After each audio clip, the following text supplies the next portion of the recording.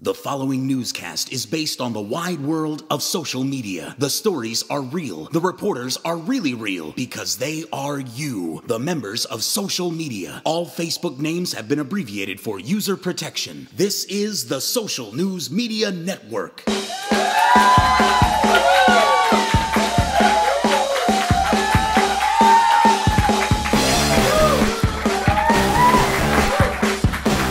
Hello and welcome to the SNM Network, the only weekly newscast reported by you, the wide world of social media. I'm Colin Cosell.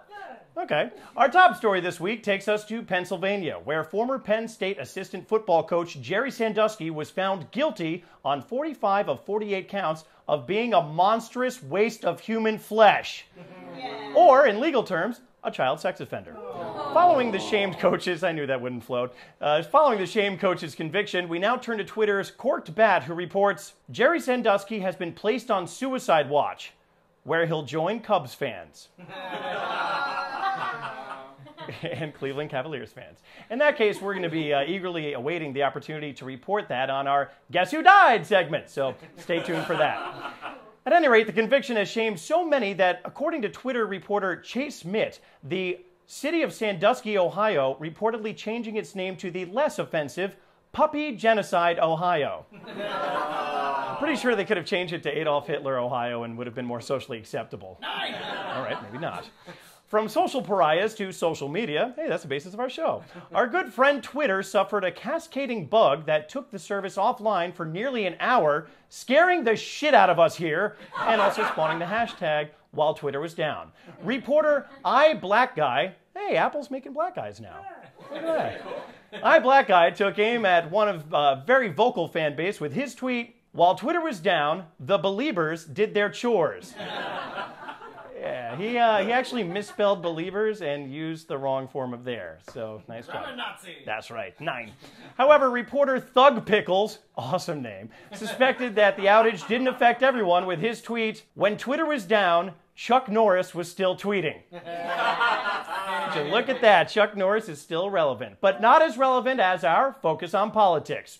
This week brought the exciting news that Ann Romney's dressage,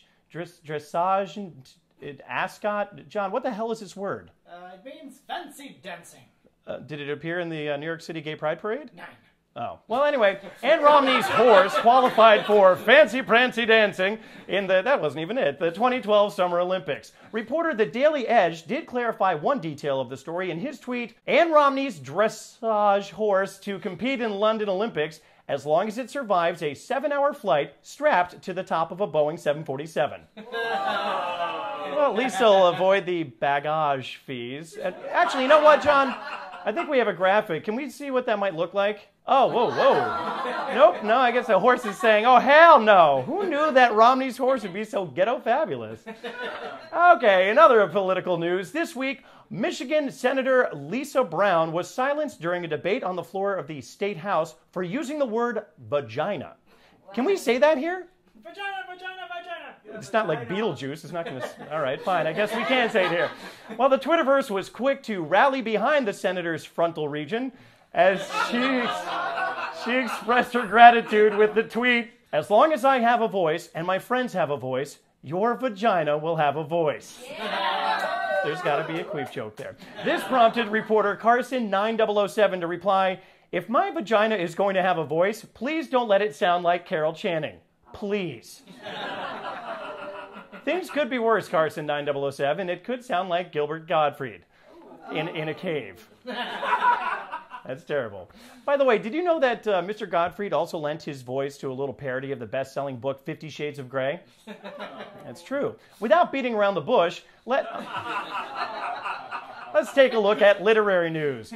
So why is this book even a bestseller? Well, maybe Twitter's Broke Ninja has the answer, as he confessed, the wife is reading 50 Shades of Grey, and now I'm exhausted.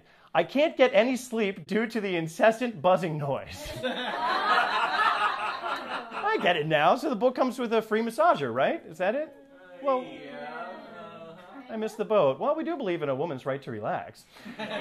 In entertainment news, a woman's right to enjoy herself was interrupted this week by another incessant buzzing noise, Adam Carolla, who found himself in hot water over declaring that women aren't funny. Twitter responded with a resounding, "Neither are you."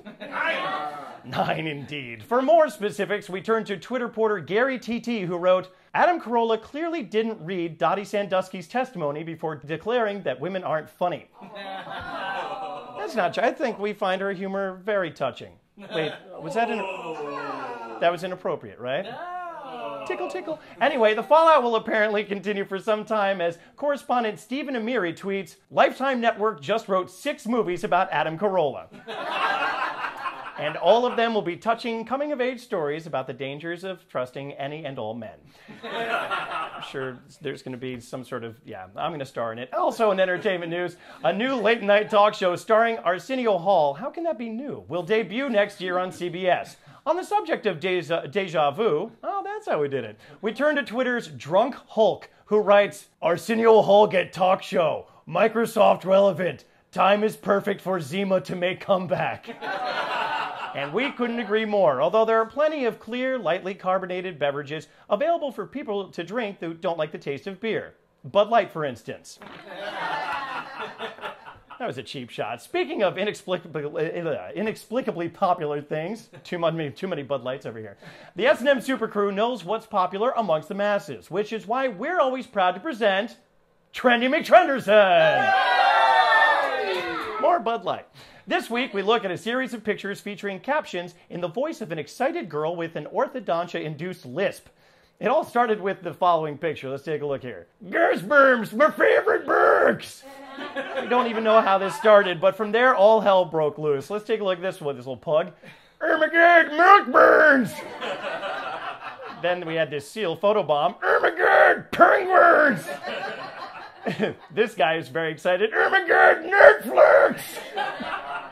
And for people who hate hipsters, there's Ermagerd, hipster gloshes! And finally, our very own Ermagerd, SNM Network officer! Oh, we get that excited about new episodes too. And I bet she was even more excited that she was this week's Trendy McTrenderson! That was really difficult. It's now time for sport. That's right. The NBA Finals came to a close, and LeBron James finally got a ring. You're the only one cheering. Twitter's Chuck Nice revealed the immediate plans of the newly minted Finals MVP. After winning his ring, LeBron said he would keep it in a safe spot no one would ever look. Bristol Palin's reality show. You know, there's other options, including That's My Boy, starring Adam Sandler and Andy Samberg, and of course, The Legal Career of Sandusky's Defense Attorney. That's for you, Amendola. And on that full circle note, it's time to wrap up this week's SNM Network broadcast. Be sure to tune in next week to get the best news coverage around, as well as to find out if you or some of the people you know are one of our reporters. And if you find hilarity in everyday social media and you want to contribute to our show, please visit SocialNewsMedia.net for instructions on how to do so. And please, follow us on Facebook and Twitter. For all of us at the SNM Network, I'm Colin Cosell, reminding you to watch what you say, because we are...